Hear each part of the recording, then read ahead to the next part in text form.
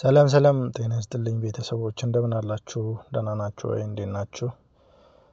እንግዲህ ከቤተሰብ ተለይቶ እየጠፋ ለረጅም ጊዜ ያልተገኘ አንድ ሰው ተመልሶ መጥቷልና ይቅር ብላችሁ አስገቡኝ እባካችሁ ረጅም ጊዜ ጠፍቻለሁና መጀመሪያ ከምንም በላይ ይቅርታ እጠይቃለሁ። yeroo dheeraadhaaf jechaan ibsamu akka hin dandeenyetti badeen ture. Gara viidiyootti dhufeen turre yeroo dheeraadhaaf baduu kootiif immoo dhiifama guddaan isin gaafadha maatiiwwan koo maatiiwwan jalqabarraa kaatanii na faana turtan egaa dhiifama guddaa isin gaafachaa itti aansuudhaan amma haala gaariidhaan haala addaan hin cinneen viidiyoowwan qabadhee dhufuu koo isiniif ibsaa. Bakka na eegdan bakka natti mufatiin isiniin jechaa kabaja guddaan isinii qabu isiniifan ibsaa. Egaa viidiyoowwan darbe irratti afaan Oromoo warra barachuu barbaadaniif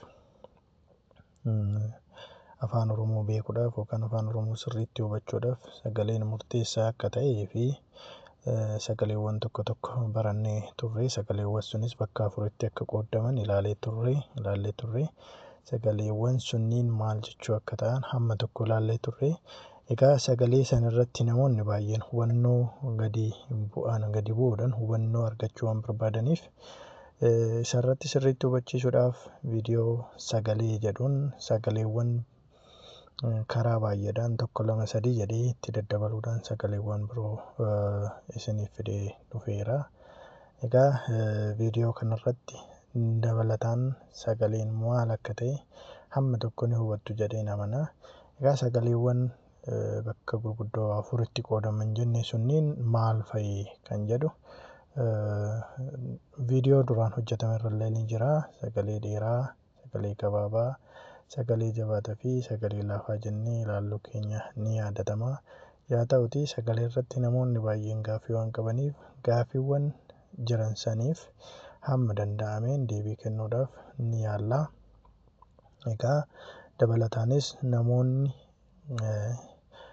gargaarsa kennuu dandeessan sagalee irratti hubannoo qabdan itti dabalataan fakkeenyota biraas kennamuu ni danda'a waan ta'eef hirmaattonni akka jiraatan abdii guddaan qaba. Sagaleewwan maal akka ta'an asitti tarreessinee addeessinee barreessaa jirra.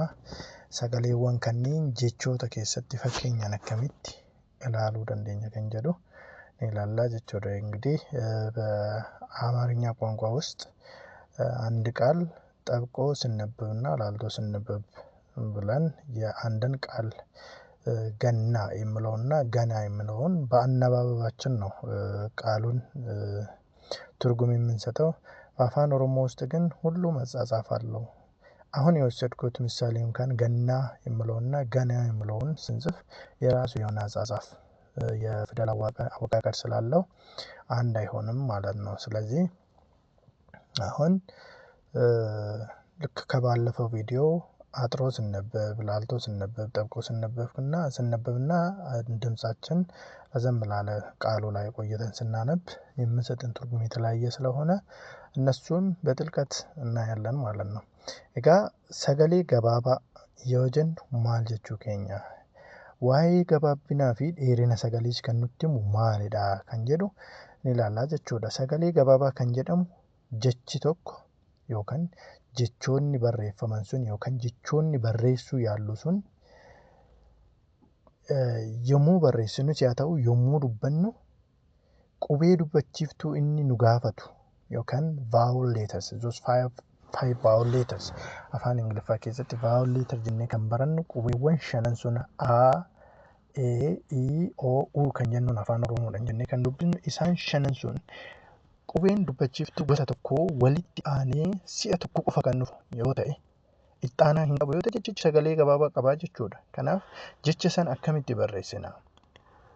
Jechi tokko sagalee dheeraa kan qaba kan jennuun immoo gaaf kamii gaafa jechichi jennu sun yookaan jechichi barreessuudhaaf taanu sun qubee dubbachiiftuu gosa tokko lama walitti aansee gaafa barreessinuun yookaan gaafa itti fayyadamnu jechichi sun sagalee dheeraa qabaachuu isaa nu agarsiisa jechuudha. Afaan keenya irratti yommuu dubbannu jechi sagalee gabaabaa dafee xumurama dafee jedhama jechuudha malee hin dheeratu. Kanaaf jechi tokko kan gabaabbatu hammi qubee dubbachiiftuu inni qabu tokko qofa yoo ta'e jechuudha. Tokko yoo ta'e tokko ol taanaan jechichi sagalee dheerata. Kanaaf jecha saniin jecha sagalee gabaabate jechuun hin dandeenyu jechuudha. Kanaaf jechi kamiiyyuu kan sagalee qabaatu qubee dubbachiiftuudhaani. Qubee dubbachiiftuun hin jiru yoo ta'e yookaan jechi sunuu jecha hiikaa hin qabne ta'a yookaan immoo jechichi sun ergaa dabarsuu hin danda'u jechuudha. Kanaaf jecha sagalee gabaabaa jechuudhaaf qubeen dubbachiiftuu nuti fayyadamnu tokko qofa yoo ta'e jechuudha. Fakkeenya ni ilaallu. Jechoota tokko tokko fudhannee fakkeenya ni ilaallu. Jecha nama jedhu kana gaafa ilaallu fakkeenyaaf na, ma aጭር ነው ና አይደለም ና ነው ና ማ አይደለም ማ kanaaf jechi kun jecha sagalee gabaabatii jechuudha. Jechoonni asitti argaa jirru kunniin nama, lama, gama, galee, dhufe, ka'e, kufe, deeme jechoota kanneen asirratti haa barreessuu baadhulleedha. Isin dhaggeeffattanii ta'u jechoota kanneen yommuu amala isaanii qorattan yookaan amala isaanii xiinxaltan amalli isaan qaban jecha sagalee gabaabaa ta'uu isaaniiti jechuudha. Fakkeenyaaf fala, ala, mana, dura kanneen gaafa fudhannu jechoonni kunniin jechoota sagalee gabaaboo qaban yookaan jecha sagalee gabaabatii jennee hubannaa yookaan barannaa.